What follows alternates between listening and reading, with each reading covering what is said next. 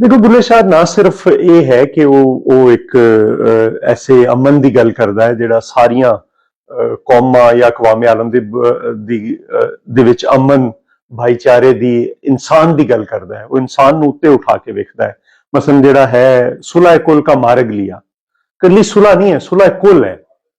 फिर जिहड़ियां इंसानां दे दरमियान जितनियां तकसीम ने उन्हां दी नफी करता है। ਤੇ ਜਿਹੜੀ ਨੈਗੇਸ਼ਨ ਆਫ ਦਾ ਨੈਗੇਸ਼ਨ ਹੈ, ਨਫੀ ਦੀ ਨਫੀ ਜਿਹੜੀ ਹੈ ਉਹ ਅਸਬਾਤ ਹੁੰਦਾ ਹੈ ਹਮੇਸ਼ਾ। ਨਾ ਮੈਂ ਮੂਮਨ ਵਿੱਚ ਮਸੀਤਾ, ਨਾ ਮੈਂ ਵਿੱਚ ਕੁਫਰ ਦੀਆਂ ਰੀਤਾਂ, ਨਾ ਮੈਂ ਪਾਕ ਹਾਂ ਵਿੱਚ ਪਲੀਤਾ, ਨਾ ਮੈਂ मूसा ना फिरौन, की जाना मैं कौन बुलिया, की जाना मैं कौन। फिर इसी तरह ही जात पात की नफी करता है।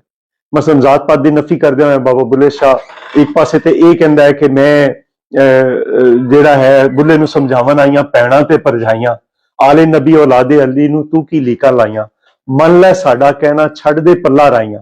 तो बुल्ले शाह अगों कहंदा है जेड़ा सानू सैयद आखे दोजख मिलन सजाइयां ते जेड़ा सानू राई आखे बिश्ती पींगा पाइयां। बेसिकली वो जेड़ा कॉन्सैप्ट सी कि बहुत सैयदां दा बहुत उच्चे हुंदे ने, क्योंकि वो अराइयां दा मुरीद सी शाह अनायत कादरी दा, ते उन्हें वो बेसिकली जात पात नूं तोड़िया है किसी एक जात दी गल। फिर बुल्ले शाह चल उत्थे वसीए जिथे रहन अकल देन ने, ना कोई साडी जात पछाणे, ना कोई सानू मने। सो तीसरी तरफ यह है कि तारीख अगर बुल्ले शाह नूं तुसीं पढ़ाओगे तो तुहाडी जिहड़ी तारीख है इहदे उत्ते बेशुमार मैं लंबी गल कर सकदा, लेकिन बुल्ले शाह नूं अगर तुसीं पढ़ांदे हो तो बुल्ले शाह ते कहंदा है खादा पीता लाहे दा बाकी अहमद शाह दा, कि जो कुछ तुसीं खा पी लिया वही तुहाडा बचना है, बाकी तो अहमद शाह अब्दाली आएगा वो लुट के लै जाएगा। तो फिर जिहड़ी तुहाडी तारीख पढ़ाई जा रही है, जिहड़ा झूठ पढ़ाया जा रहा है, तो वो अयां